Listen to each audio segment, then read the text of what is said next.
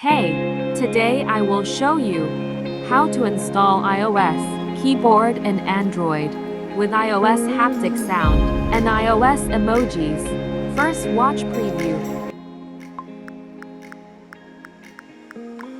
Let's start. First install app. App link in description.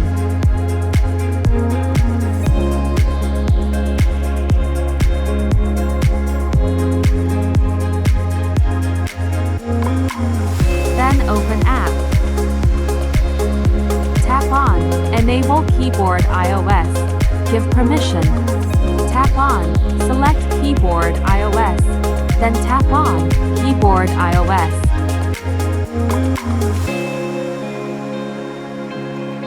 Turn on Sound on Keypress. All done.